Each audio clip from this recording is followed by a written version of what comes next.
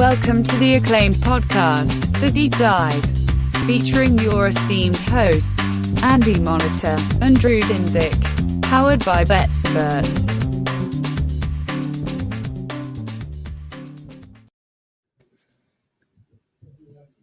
Oh, look at this. You can tell producer Dan's not here because I can't even get this picture off. It's the lady lied. It's not Drew and Andy. It's Drew and Mike. Obviously, if you guys follow along, Drew's on vacation this week. I gave producer Dan the night off, so it's a lonely studio for me here. Alex is gone this week for the Daily Show. It's a lonely week, and it's a busy week. And yeah, we do welcome in. I didn't even do the welcome to the deep dive thing like Drew does. I don't think I can do it. Drew, that's Drew's thing. It's not one of those where I've been dying to do that for years. That's Drew's thing. I'll leave that to him. But yeah, do welcome in, and I thank you for your time, Mike, stopping by, talking some college basketball with me on a beautiful Wednesday here, kind of in the heart of college basketball tournament time. We're starting to get to the point where there's multiple games. We've already started get right into it. We're at the point where some of these are starting on neutral sites where they're forced to play games at 10:30 in the morning my times. It's just really the best time of year. It really is, man. There's nothing better. Thanks so much for having me, Andy. It is an honor to be here to talk college hoops. It's March. Once that calendar turns, you and I were talking off air. We'll see you in April. We'll see you in May. We'll see you when it's all over, man. But it's great. It's awesome stuff. Yeah, I know we were talking about that in the chat today, though, the Rothstein thing where we sleep in May. And and I said, yeah, it's fine. That's fun. But you know what? The title game's on the 4th. I'm going to sleep on the 5th. The 5th. I'm not staying up for an extra 3 weeks. Like I need a nap between the title game. The national championship game is on April 4th, and the Masters is that Thursday. Yep. So there's a 2-day break there, and then it's go time again for another big event. So it is really a ripping good time, especially if you get into multiple sports. And after the Masters, we end up with a couple of tennis slams, and then maybe baseball is going at that point. Lord knows what we're doing with baseball at this point. I don't know, but we'll just start off with a little about you, Mike. Tell people kind of what you do, what you're all about. I know you obviously big into college basketball, but I think you dabble in some other stuff and you do some content on your end too. Yeah, it started, about 6 years ago, where I just wanted to start getting into betting, fantasy football, college hoops. I'm a college hoops junkie, always have been. My two best friends and I celebrate March Madness. We go to a watering hole. We've done it now for, over 25 years. Hang out there, just have a good time, watch the games. And so it just became, I want to write about it. It became, I want to talk about it. It became, I want to bet it. And now that sports betting is legal in so many states, especially where I am here on the East Coast, it's just the best time of year in the lines. And I've had a great opportunity here with 4for4 Football to join them and start doing some previews with BetSperts and 4for4, just an awesome group of people. So I love it. It's fantastic. And like you said, best time of year. And it's the tournament to me, Andy, is like life. There's a beginning, there's an end, there's ups and downs and last second shots. And I can tell you about the goaltend that shouldn't have happened when SMU lost with Nick Moore a bunch of years ago, or when Western Kentucky hit that 3 to beat Drake. I mean, there's so many things that we could all associate with, man. But I'm just happy to be here to talk about it. Yeah, and really, I've said this for years that I almost enjoyed these 2 weeks more than the actual tournament. The tournament's great. There's so many great moments, especially, some of the wild moments you see, especially in the finals, the big Final Four games, the Cinderella runs, the surprise wins, the goofiness that is the tournament. But there's those breaks. There's no games Monday, Tuesday. You have those breaks in between, which maybe is a good thing. But from here through Selection Sunday, there's just no break right now with this. And I do really enjoy conference tournament time, and you do get just a miniature break there. Before, I can remember when they didn't have play-in games. It was weird. I was doing some deep dives on, no pun here, but on some stuff. Yeah. Honestly, I start writing and I get into these rabbit holes. I'm sure you do this sort of stuff too, but I think it was the NEC was the first bracket to start, the first tournament. And I'm like, man, they haven't won a game in a long time. So I went back and looked. They haven't won a game. They haven't actually won a tournament game as the NEC. Yep. They've won some play-in, or the play-in games, the extra game. And I went back and looked. They had the extra game in 83 and 84. I didn't know that. I hadn't looked at those brackets that close.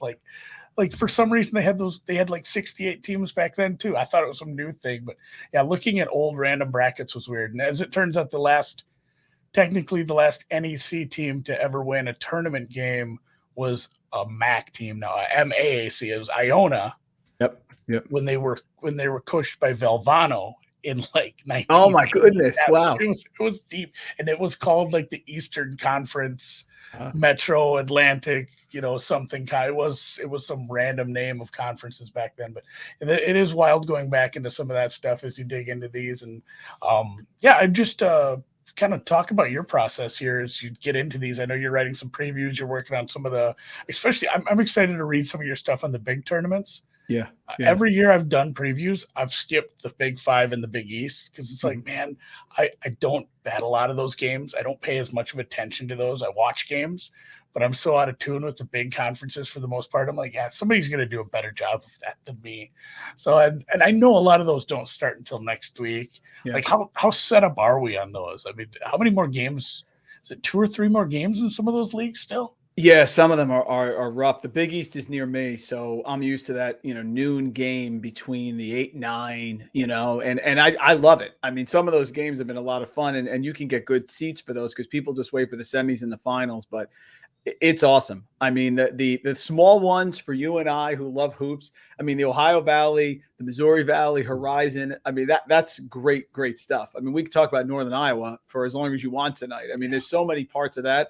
But the big ones are the ones where I think the casual fans come in. And when the casual fans come in, that's when it's great because that's when college basketball really shows how great it is. When people come in and they see teams and players that we've seen all year long.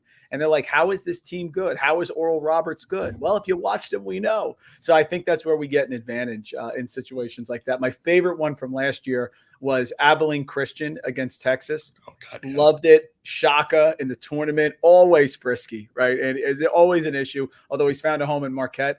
But that's the joy is like we've seen the teams, we've watched them in the tournament.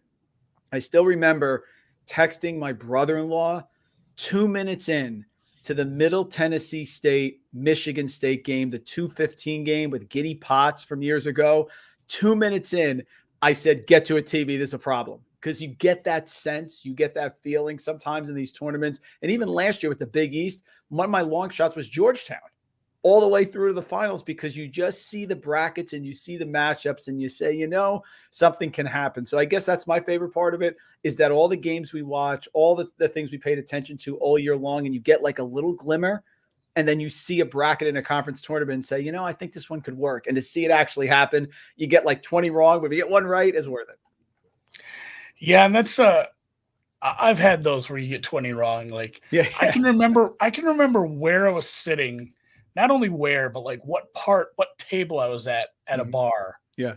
When Michigan had the problem with the plane and they slid off the tarmac and they had to wear like practice jerseys. And me and my buddies are like, we're betting against this team.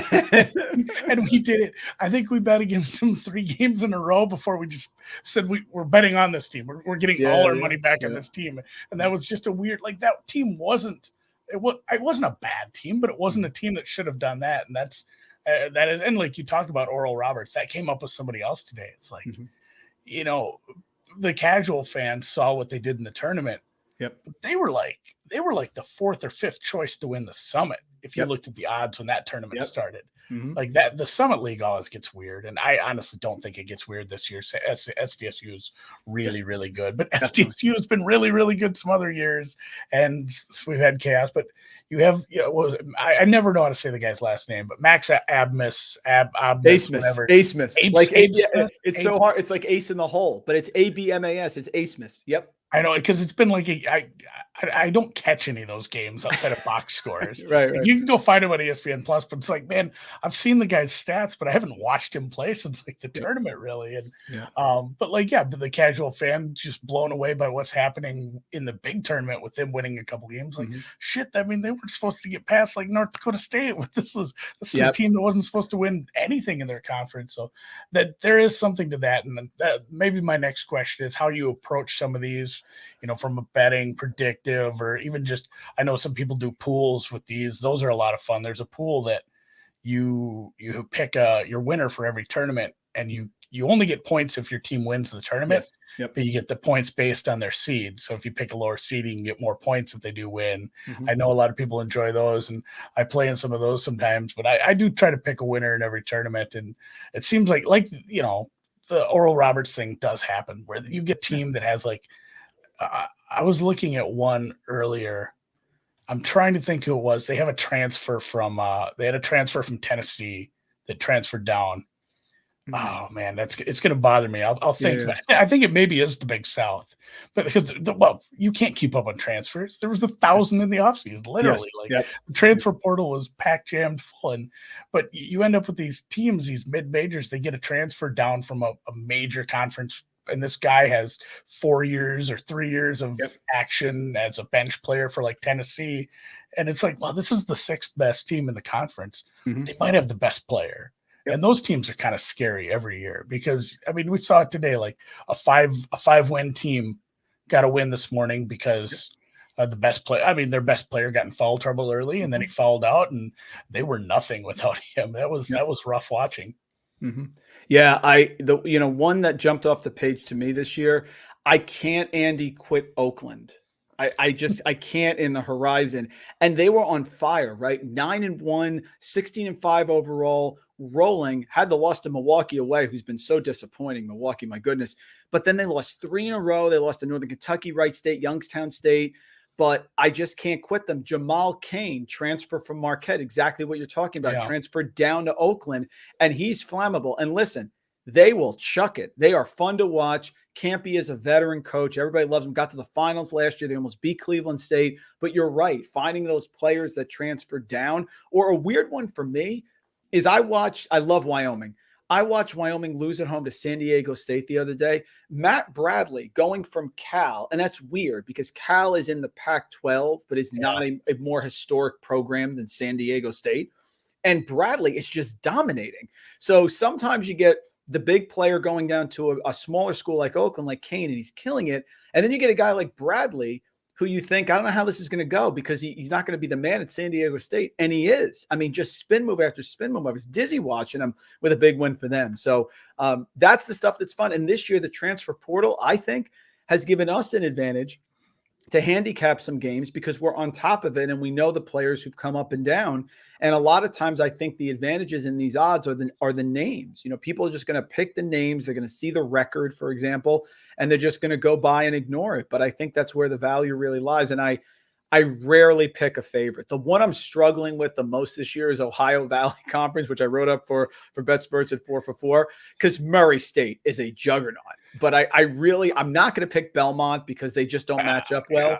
But, Southeast Missouri State in the second round, I ended up, I did that one today or yesterday. I don't know. It all runs together. And I got to the end and I said, I do hate taking the chalk. Yeah. It stinks, but there's a couple of these. It's like, I'm looking at it and it's like, Gonzaga could lose. Yep. But like, at what, again, you have to look at the price and start converting those out to a percentage. But like, do we think they lose 1 in 13 or however many, it just doesn't happen. And I looked at Murray State up and down. I just kept looking. And it's funny, like you said, I went past Belmont so fast. Belmont at plus 250 or whatever they were at. I'm like, I laughed. I said, I can't. But they lost the 2 games to Murray State by a combined 55 points. Oh, crushed. They were laughers. They were just crushed at home and on the road. So it's just like it's just a horrible matchup. And then the way that they seed some of these tournaments, and that's a big part. Again, I've told this story a million times, but the reasons I started doing these previews was because I was so effing confused about how all the brackets worked. Yes. I'm like, every time it's like, are these teams playing at home, or why are these teams on a neutral? Why are they all the reseeding, the way they do the buys and stuff, and you run into this stuff, and like the OVC, you have teams that are in the semifinals ready, or you have teams that get buyed like that. It's like, man, if Murray State had to play like 4 games, if Murray State's in a bracket like the Big Ten or the ACC and everybody's in and they got to play a bunch of games, I could bet against them, but they were minus 175. I said, man, if you had to bet this, I'm like, I really can't make a case for a lot of other teams. And the same thing with Gonzaga. I looked at I said, let's pretend they're on the road. and I went to it was Odds Portal, one of my favorite sites for looking up historic odds. And I said if they were home to San Francisco and St. Mary's, their presumptive path, again, they're in the semifinals already because of the triple bye of the WCC. Said they were minus 2,000 to both of those teams on the money line at home, minus 650-ish on the road. So throw it in the middle and you've got minus 1,000 twice. And then I looked at it and like somebody's hanging minus 390. I said, if you parlay minus 1,000 twice, it's not even getting there. Like that might be value at that point. And I did tell somebody that today too. I said, if you really want to go against Gonzaga, I think you can wait until the championship game and just bet the other team straight up. Sure. And then maybe take them against the spread too to cover your losses there if they don't win. But St. Mary's at 5-1, like you might get that price as their money line when they get to the finals. Like I without risking them losing their one game in the semis. So some of these, I don't want to say they're boring, but those kind of are. Like those aren't the most fun tournaments because there's just not a lot of chances for high variance stuff to happen in a bracket like that. I do like the ones like I got into the Sun Belt today. Oh, okay. That's a mess. Like that's a beautiful mess. I don't know. Have you dug into that? Do you have any thoughts on who's winning there? Because I have no clue.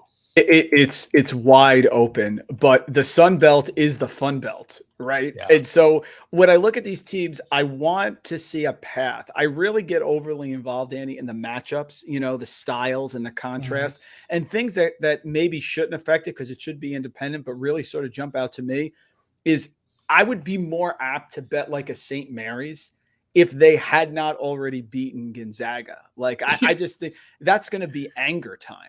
Is what that's going to be. Like the idea now, if you pick against Gonzaga, you're saying they're going to lose twice, in essence, to St. Mary's. And I just can't see that happening. The Sun Belt was really fun for me. I loved Appalachian State all year long. I thought they were undervalued. They were great against the spread. It's not exciting. It's not like high-paced basketball, but they have guards. They have veteran guards, so well coached as well. Arkansas State was one that also jumped out to me because they were supposed to be a lot better this year. They were like one of the preseason top favorites, and down the stretch lost away at Troy, South Alabama, Texas State, Coastal Carolina.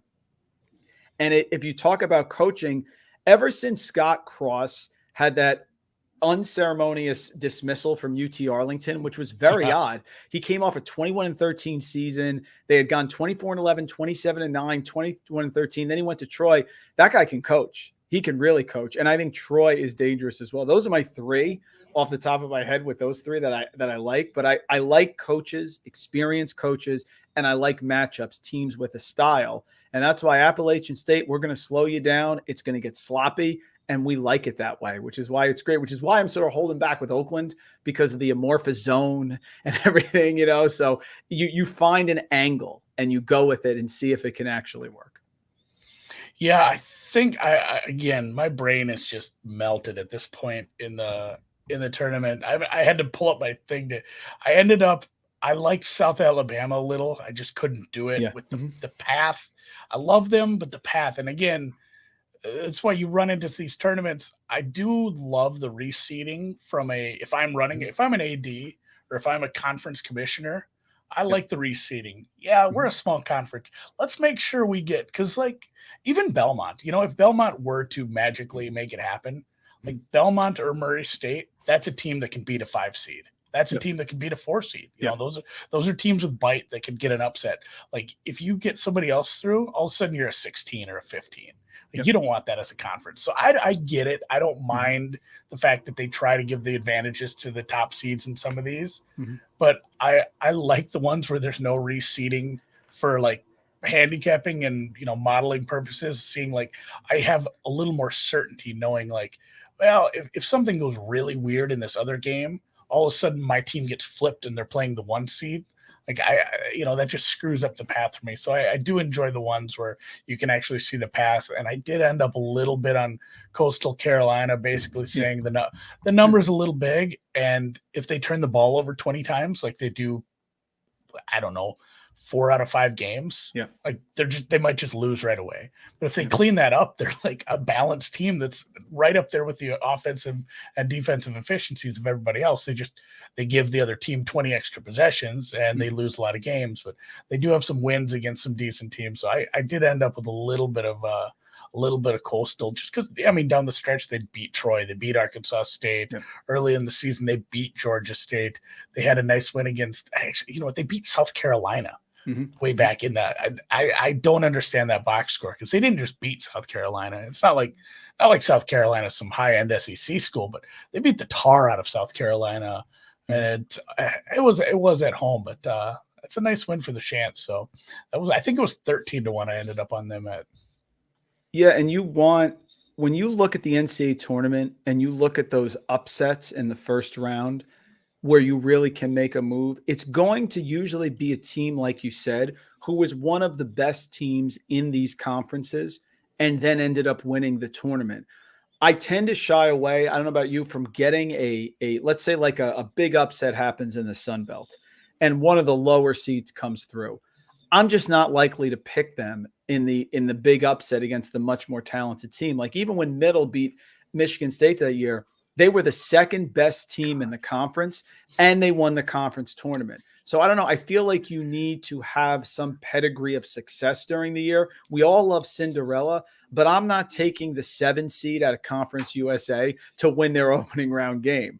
I would take a top team in the Sun Belt. You know, if one of those top teams, if Troy went through or App State, I think they could be live. Or even give a hard look at Texas State probably has the offense to beat somebody. But I mean, you're right. And we brought up the Oral Roberts thing. Like the Oral Roberts thing is so rare. Yeah. Like a team that's not a top team. They weren't, one of these 25 win OVC or, a team that rips through one of the real small conferences with they have like 28 wins up in the America East, but that gets no respect because it doesn't matter. And, some of those teams, those are the dangerous teams. I think of like the year Mercer beat Duke. Yes. Like Abilene Christian what's that? Southland?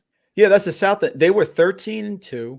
They were 21-4. They won both games in the tournament last year pretty comfortably. They blew out Nichols in the finals by like 34. Yeah. See, that's what I'm saying is that, combine it with the fact that Shaka, listen, I didn't say it was definitely going to happen, but in the range of outcomes, you're like, could I see with the number 1 turnover percentage in the country, Abilene Christian intra-state game against Shaka? Sure. That's the pedigree. Yeah.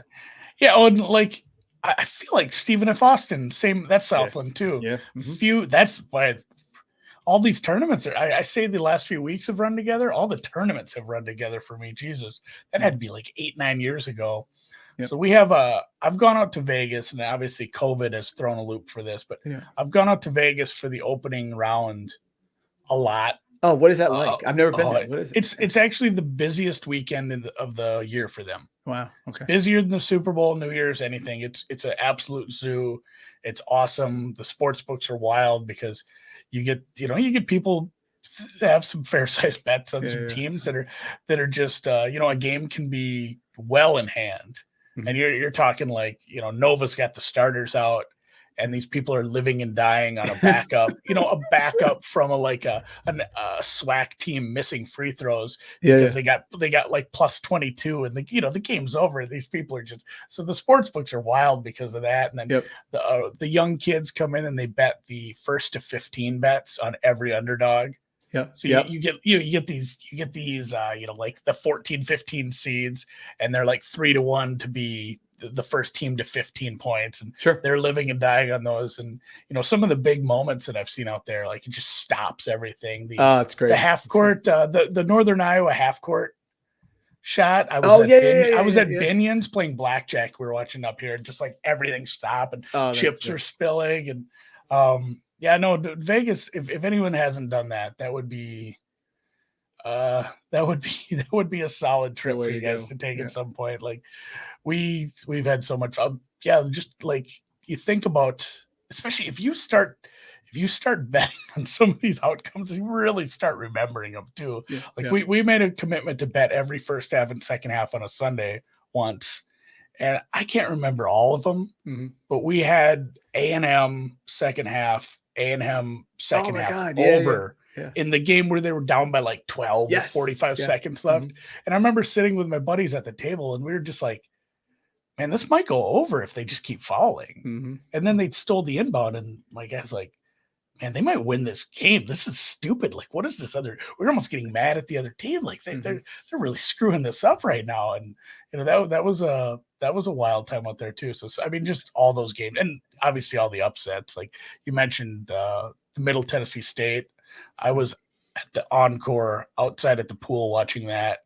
And there's, a lot of guys are out there repping their gear, and there's some guys in Spartan Green, and they were having fun. I saw those guys like 2 hours later. Just couldn't even walk. Like they had hit it hard after their team went down because I mean, that was one of the better Michigan State teams of the last 15 years. Like that team had potential, and I remember we'd come up with this system from my buddy found it on Facebook or something, where you'd take all the 12 through 15 seeds and just bet them straight up to win.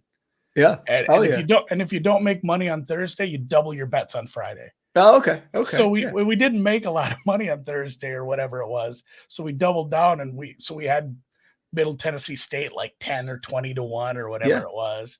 And one of them gets through. One of them always gets through. It always we went back and looked. It's like 2 years out of 20 this didn't make money. It's not. I hate to sell like this gambling system that guarantees because it's just more fun than anything. But the best part is the asshole next to you at the bar. He doesn't need to know that you bet 16 different money lines to cash like 1 or 2. Right. All you do is you show them your Middle Tennessee State 20 to 1 ticket and be like, that's it, baby. Yeah, buddy. I mean, I had a feeling this was it. This was going to happen. Yeah, that's it. And that's it. That takes care of all the other 4. You get one of those right. When I hit Abilene Christian last year, it didn't matter. I could have got like 6 or 7 right. That's the key is you get one, you throw your fishing rod in the water, right? You get one and you're good for the rest of the tournament. Yep. Yeah, no, it takes care of a lot of problems if you can hit some of those long shots. Yep. Yeah, ECU, that was a fun game. It was a bit of an upset late in the first round between them and Oral and a couple other ones. I think the ones that everybody on Twitter likes, they never come through. Like I think the whole world was maybe it was North Texas or there was a couple where the whole world's like, oh, this is the upset, and then those teams lose by 30. It seems like.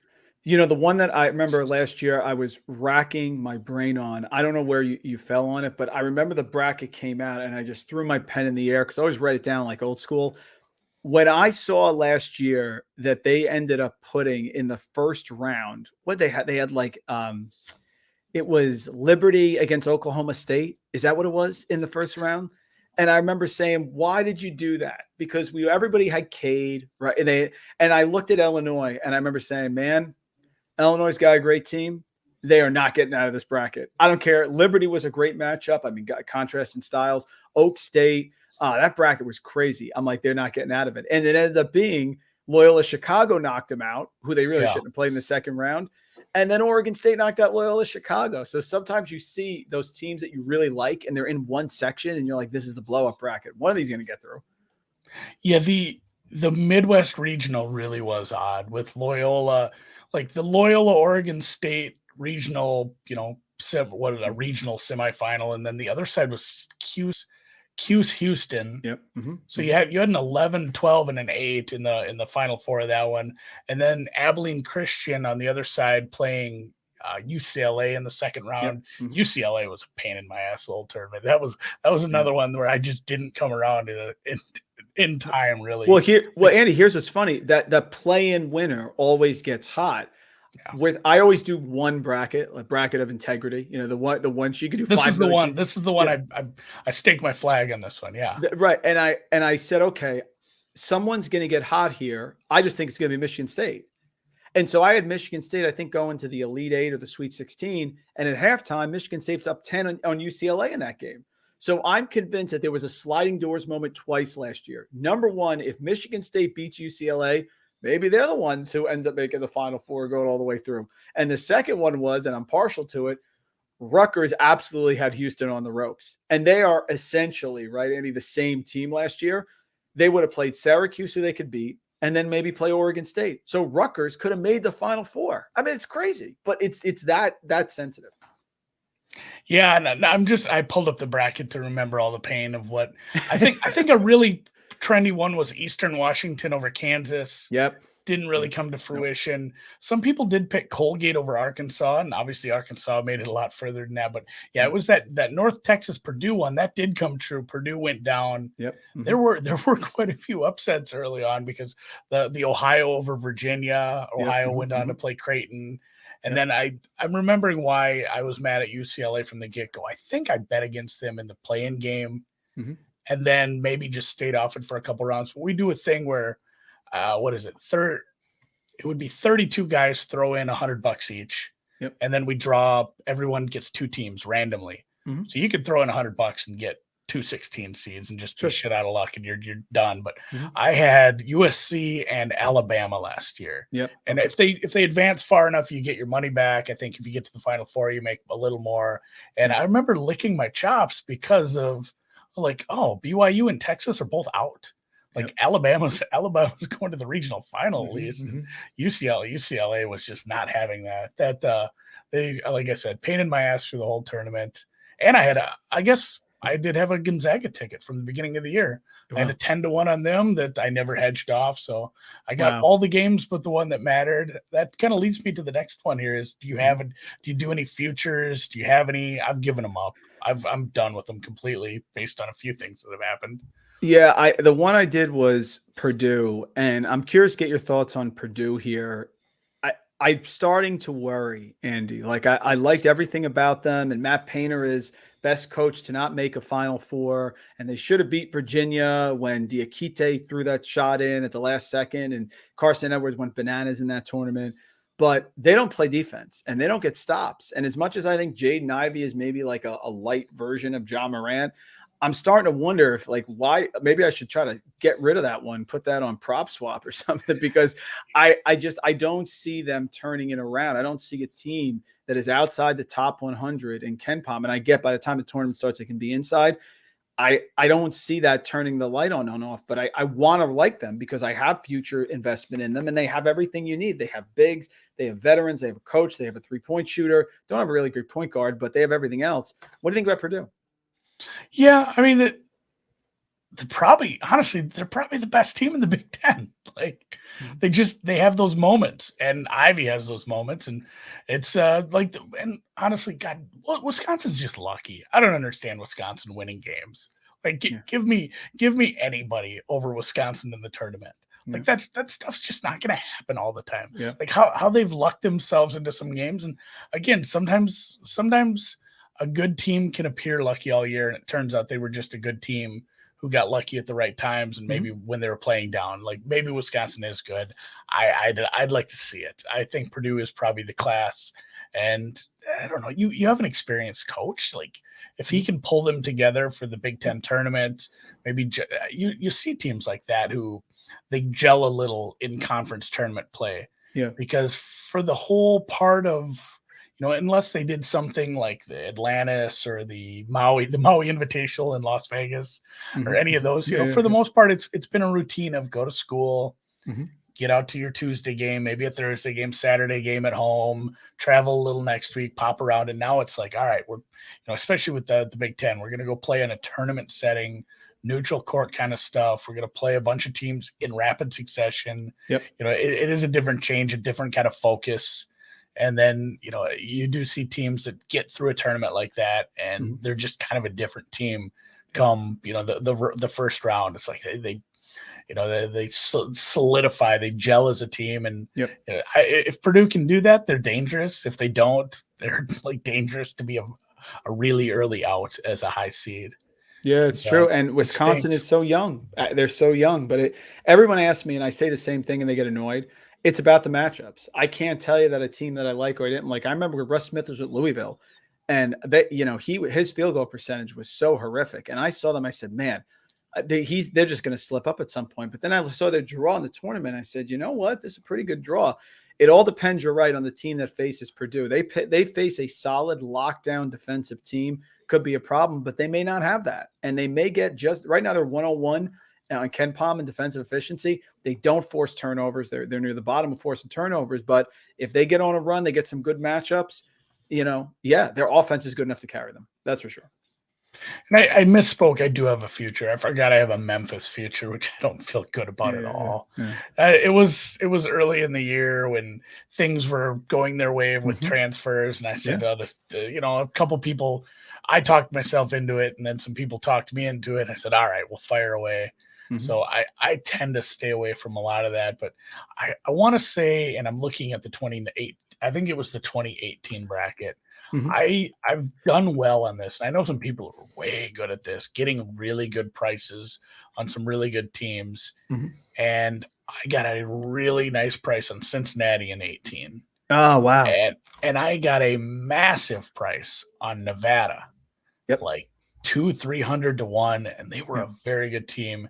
And then I think my third one was maybe Kentucky or Arizona. Either way, they all Mhm. got drawn. They all got drawn into the same bracket. Like they Yep. all got drawn into the same region. I had 3 futures. 2 of them played each other in the second round. Like Yep. it's some of the variants of how the brackets work. It's like I don't know why I do this to myself. Like one of these teams is essentially no. Even if everything goes right, one of these teams is gone by the first weekend, Yep. and then that was, if you remember, that was the Loyola bracket. Like That that's the was. one where Loyola as the Nevada actually beat Cincinnati as the 7, Mhm. and then Loyola beat them. Loyola beat K-State. That was a really weird one. That was not only was it at the bottom of it, all that happened. That was the Virginia losing to Baltimore County bracket.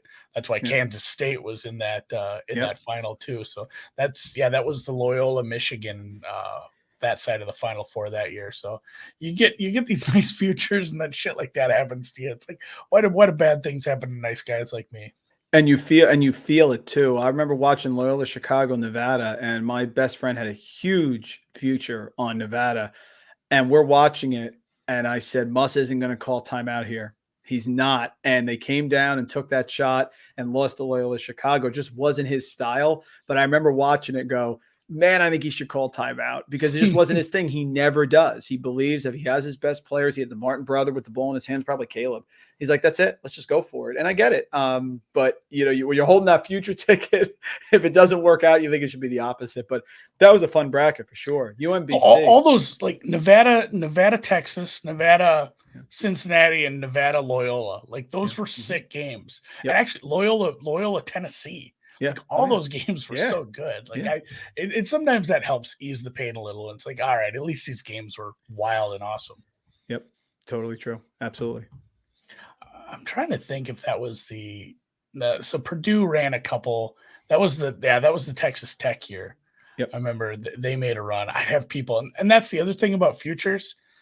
People think they have such a good number, Mm-hmm. and they're just going to hedge their way out of it. And like, how many games you have to win before you can hedge out. I remember getting texts and emails or texts and DMs like, I have this Texas Tech number. Or, every year a team that goes deep, hey, I have this. How do I hedge out of this? I'm like, buddy, they've got to win 3 more games, and they're going to be an underdog in all of them. Like the hedge move is betting another team on the money line at minus 300. Yes. You know how much money you have to put on them just to, and then if it loses in the next round, guess what? Your 300 to 1 ticket, it's now a 100 to 1 because you lost a bunch of money. And I said you essentially got to get some of these teams probably to the Final Four, if not the finals, before you can actually hedge out of it. So I think you brought up the prop swap.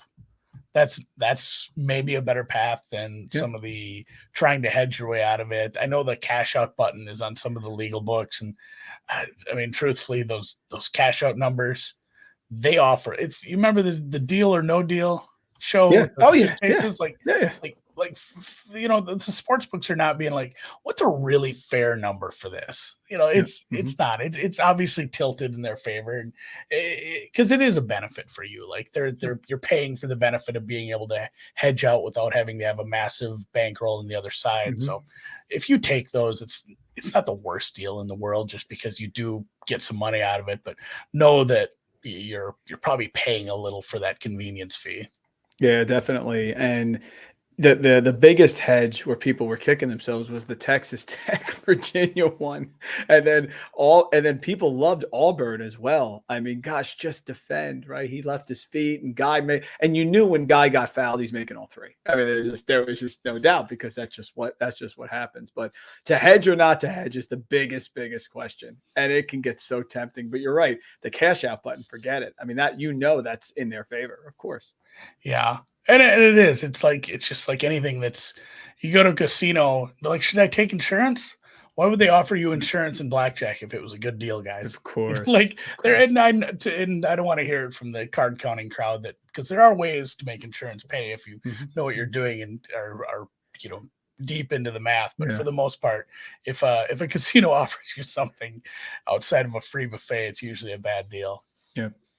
I'm going to be riveted to this Ohio Valley tomorrow. God, Andy, I want Southeast Missouri State to beat Tennessee State. It's a 4-5 game, but I don't think Tennessee State is knocking off Murray. But I think Southeast Missouri State could. Almost by 2 in that last game. I mean, I just think that and I have to do some more research on this.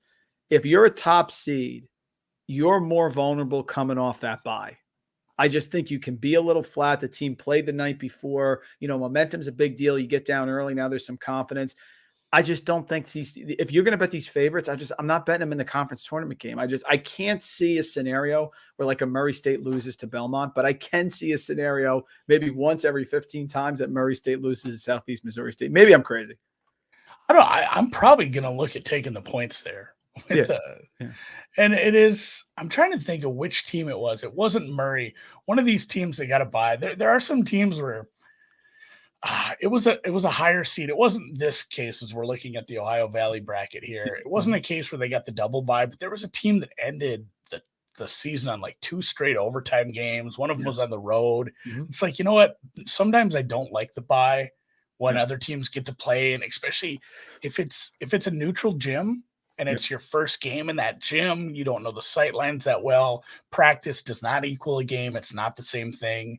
Sometimes I don't care for that, but like a team that needs the rest, sometimes it's nice to have the bye. But yeah, like you're saying, Murray State's not going to play till Friday.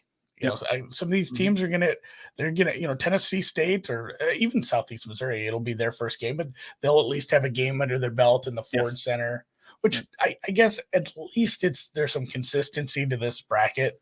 Like they do play in Evansville every year, which is just it's so weird that it's actually another team's gym from a different conference. Like I guess Evansville's off not doing their own thing, which the Missouri Valley goes to. What is that? St. Louis? Arch Madness. Yeah, Arch Madness. There you go. So that's why they can play there. There's not much going on. Did we talk Horizon League? Did I pop that one up? Yeah, that was Oakland. It was Missouri Valley. Last one I wanted to touch on here a little was Missouri Valley. This has been a fun one. I talked to somebody about this the other day. They were asking me, I just got a DM on Twitter and asked like, hey, where are you finding odds for tournaments? He's like, I'm having trouble. And really the first part of it, like there are some books that just don't put up NEC odds because they don't care. Like they're not going to put up like the micro majors. You might not get it America East, but I said check here, and we got to talking about old books that used to have stuff. And 5 Dimes used to have a no market on every like favorite. So if it was the team that was favored to win the tournament, they'd also offer a doesn't win the tournament. Oh, okay. And it was this one. It was the earliest I've ever cashed a conference tournament future was Northern Iowa. Yep. And I said, like, man, it was the year where I did fade them a lot because they just relied on the 3-pointer so much. And I'm like, man, if they go cold, they could lose to like everybody. Yeah. Everybody could beat them if they don't make them, because they had a couple games like that and they lost their opening round game. And that was my tournament future. It was just the field versus Northern Iowa. And it was a beauty, but I don't know about it this year. They do get the bye. They're on the Loyola Bradley side. This is a tough one. Yeah, I struggled with this, and I did end up on a little bit of Missouri State. Yeah, based on all the teams I'm really worried about are on the top half of the bracket.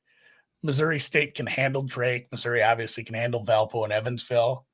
and I think they make the final at that number. And I don't hate it. Like, I think it was like 4.5 to 1. Essentially, I said I think they make the final, and they're not a $4 dog to Northern Iowa or Bradley. So I like that there, but I really struggled, and I wanted to hear your opinion quick on how the top of that bracket goes, because I have no clue. I'll tell you, Andy, what I don't like, because I feel better about who I don't like than who I do to pick a winner. Yeah. I don't like Drake. I God. think I've watched their games. Roman Penn is not normal. He is still bothered by this injury. He's gutting it out because the guy's an awesome player. But they're only shooting 30% from three-point range. So you have Drake, who's not shooting as well as they did last year from three-point range on the season. And you have a banged-up point guard. And what's crazy about that is if you look at their odds are actually pretty decent. I mean, their odds are plus 500. People are going to look at that and say, oh, Drake, they were great last year. They were a cover machine. I think that's recency bias. I love Northern Iowa. I'm a huge Northern Iowa guy. I do not like Loyola Chicago. They are the 4 seed for a reason. I think you really do underestimate the impact of losing a great coach like a Porter Moser. The team that has made me the most money this year, without a doubt, has been Michigan, fading Michigan. It just seemed they lost a lot. And I thought Hunter Dickinson was a little bit exposed in the UCLA game, that he's not the second coming of a Shaquille O'Neal in the middle. And so I think that if you're asking me to back Loyola Chicago at plus 130 as a 4 seed against Bradley, and then playing Northern Iowa, and then playing Missouri State or whoever, Drake, whoever, no chance. So I'm not betting Loyola Chicago as the favorite plus 130. I'm not taking Drake at plus 500. I love Northern Iowa. I think they're legitimately good. AJ Green is a guy who can wreck the game, and they've really come on in the second half of the year. You can get them plus 490. And Missouri State, I have a lot as well. Same sort of thing, because I do like going to the guy who can carry you. And Missouri State, I mean, has one of the best, so flammable. Reminds me, Isaiah Mosley, of like a Jordan Crawford from years ago when he had like a double overtime game. Jordan Crawford for Xavier, I think it was going nuts. That we're on the same boat there. So Loyola wouldn't surprise if they lost to Bradley. Wouldn't even surprise me.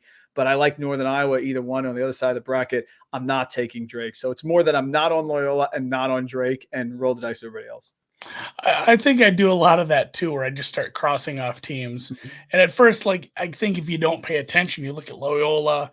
If you don't see the seed, first of all, you see their price, like, oh, Loyola's good. But like, yeah, well, what is losing a good coach like Moser and losing Krutwig? And it's they're trading off their name at this point. And yeah, they had some nice wins early in the win against San Fran was good. That was on a neutral, and that was a long time ago. They've had some kind of rough losses to Bradley, Drake. I mean, they've lost to basically all the other decent teams.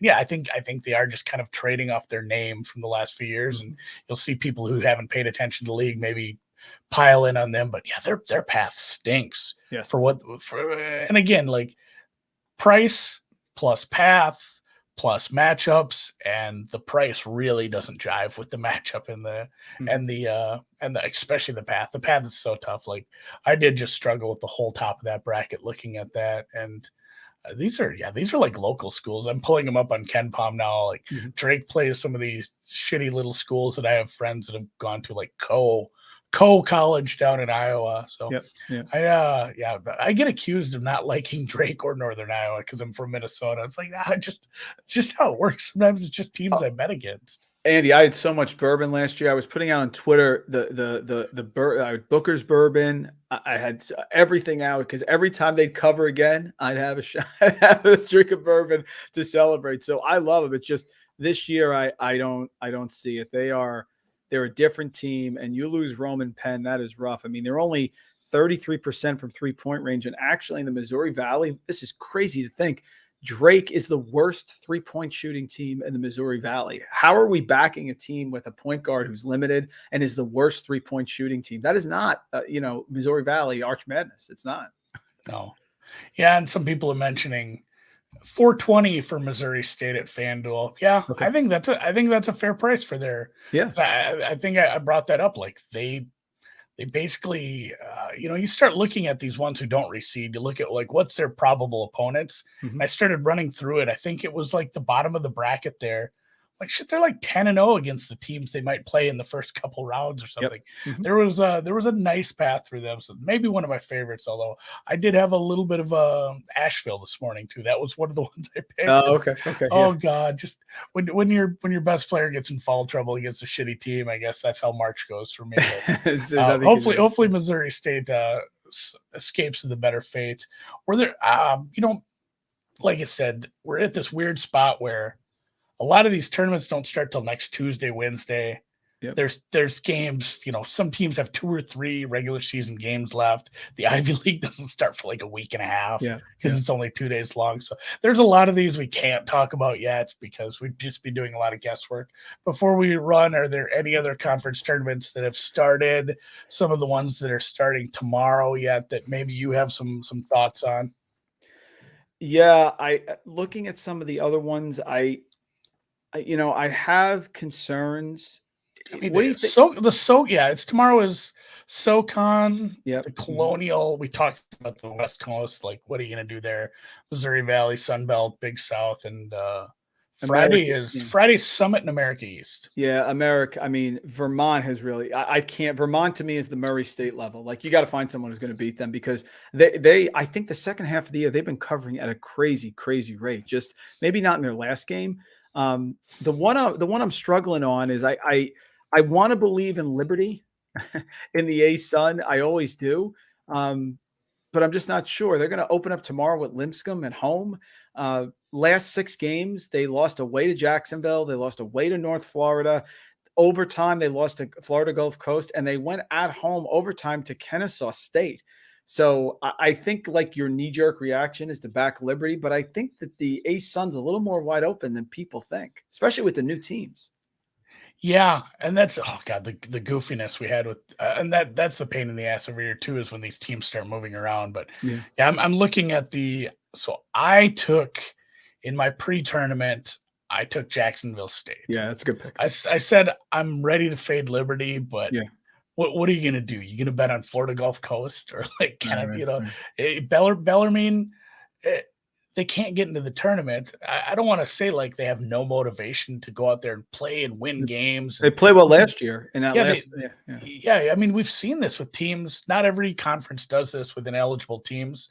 Like Merrimack is not going to, they do that where it's just like, hey, you're out of the tournament because you can't represent us. But they let some of these teams play. I think North Alabama's another one where they're not eligible because of the transition period, and that makes for a weird motivation spot. It's like, man, did they care? Like, right. I think they, and we saw like last year, I think they do care, but it's hard to put a future on a team that gets to the final and knows like, man, this stinks. We made it all the way to the final. That would be such a deflating feeling to me.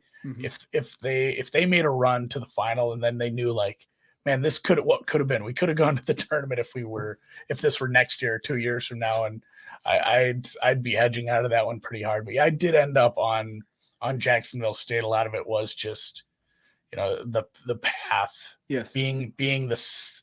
I believe they were the overall 1 seed. It gets confusing when they do these double seed. There's 2 1s and 2 2s, but based on the conference record and how they do these are hosted at the high site. So if it were to be Jacksonville State and Liberty, it would be and again, this is another fun one. You brought up Oakland and you mentioned the casual bettors, the casual watchers. It's Oakland's in Michigan, guys. Yeah, right. And Jacksonville State, it's in Alabama. Yeah. Like there's 2 Jacksonvilles, and one of them certainly isn't on the Florida coast. So there could be a little bit of a weird travel spot for some of these teams. I think that was why I stayed away from Jacksonville, because their probable path was like traveling from a home game, and then they'd have to go play at the other Jacksonville in Alabama. And then if they did win that, they'd go to Virginia for the finals for Liberty. And that's kind of a nasty travel spot. So they were the only other team I looked at, but I'm like, man, that would stink for a series of games for them. Ended up on the Gamecocks, and hopefully they can get it done tomorrow against the Owls. It's Kennesaw. Yeah, Kansas State. Right. Yeah, you brought up a good point. I remember that last year. That was a good win for me. Liberty ended up getting to the finals, ASUN, against North Alabama.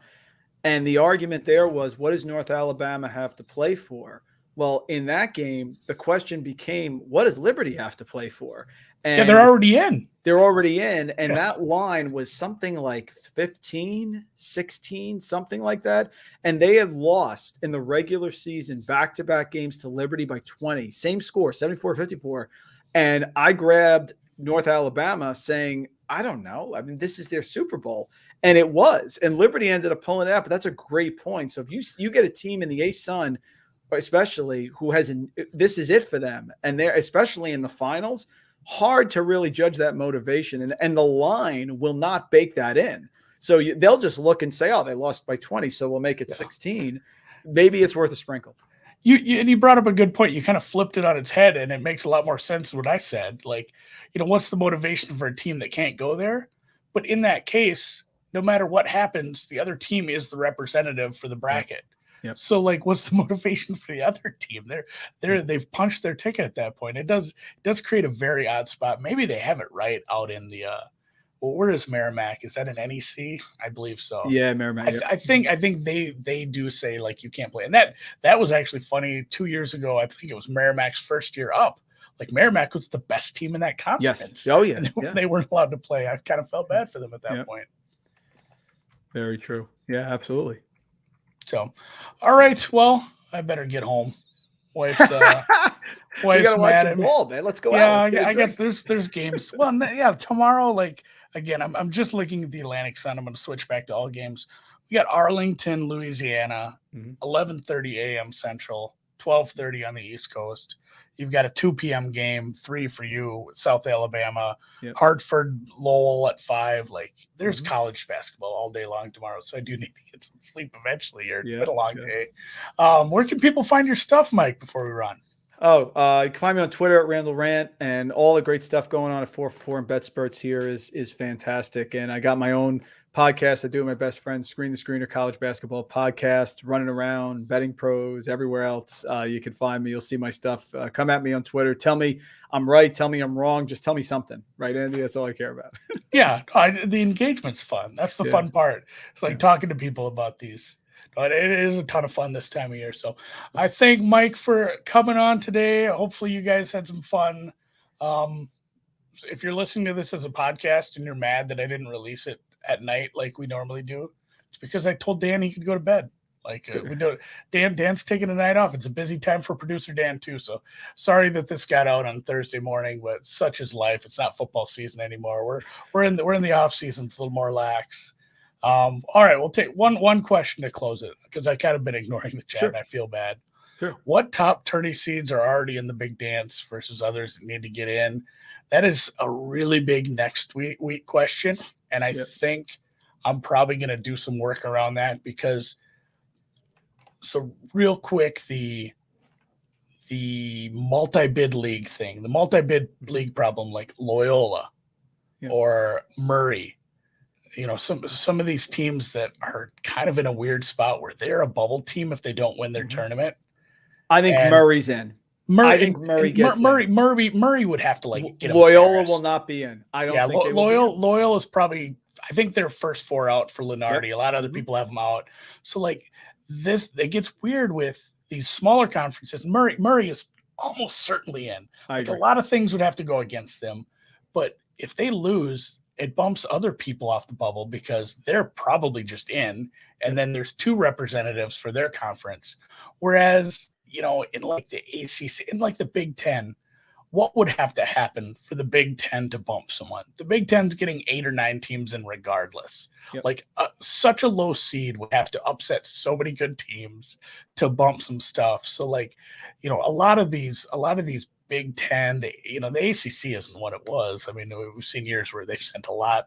Obviously, the Pac-12 is sending 3, maybe. Yeah. They're a little lower, but I guess I don't understand the question fully. But there are, there's plenty of these top tourney seeds in the bigger conferences, obviously, where they're sending 7, 8, 9 probably for the Big Ten. But I think maybe that's what he was asking on these smaller ones, and it might only be Murray.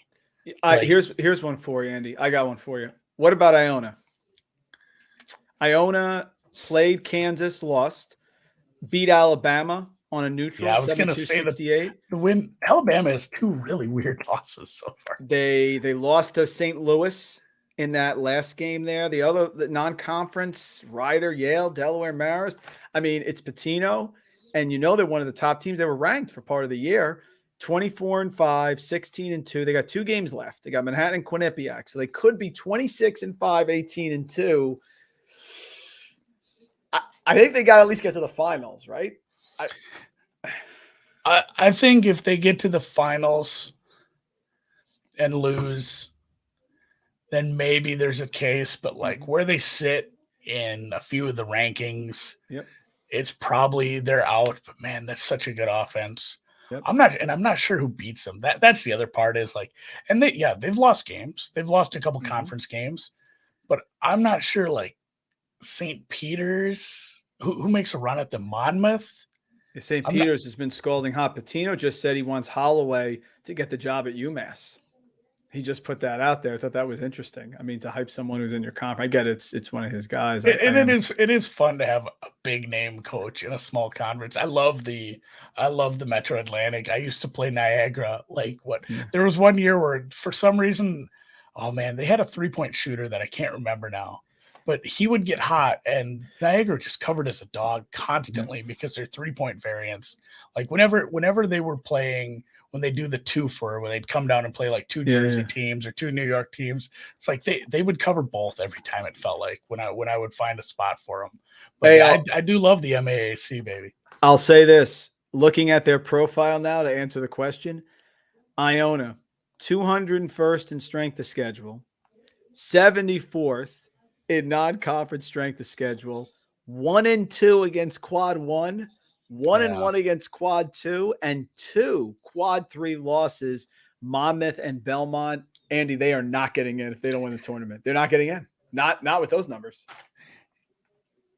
Yeah, that one quad 1 win. Just if they could have pulled that game out against St. Louis.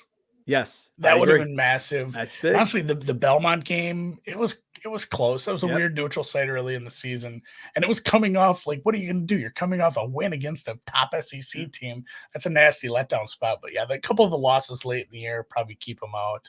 I think if Josh here, if he's asking of the smaller one bid teams or one bid conferences, who's 100% guaranteed to be in even if they lose, I think it's only Murray.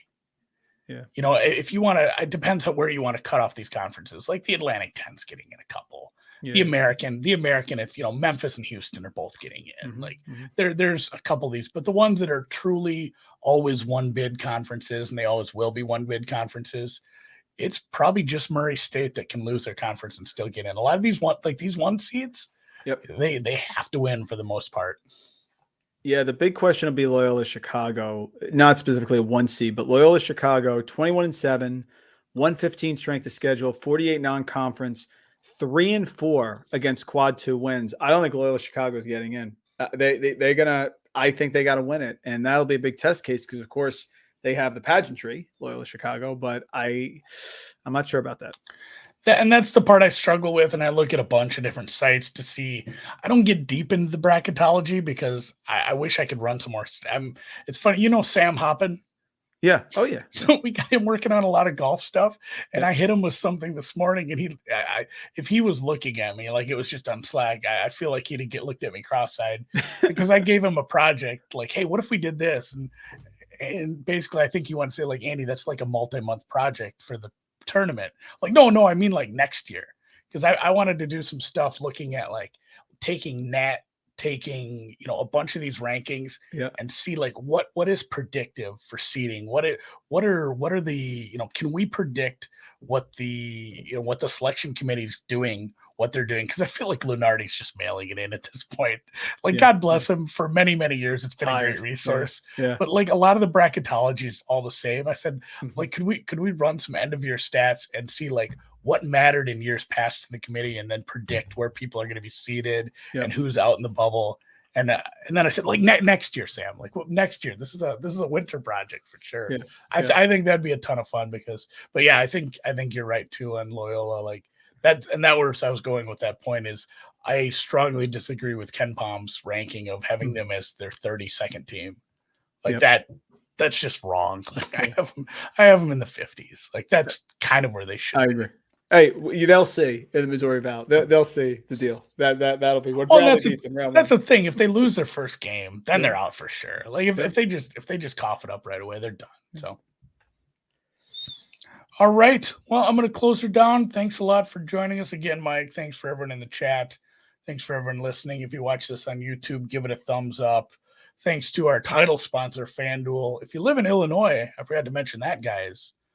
Mobile betting's back on Saturday. I don't understand your government down there. You're screwing it all up, but you had mobile betting and then you took it away. And now we're giving it back, apparently. So you can pre-register, but it's nice. You can pre-register again and get like $100 free. So pre-register for FanDuel. I'll have some links in the description. And I think you get $1,000 free bets on the day they go live if you want to take advantage of that too. So FanDuel, again, is live in Illinois on your mobile device again. I feel like we did this like 6 months ago, and it's just Groundhog Day with this. So congrats to the city of Chicago and the rest of that state, and we will catch you next Monday.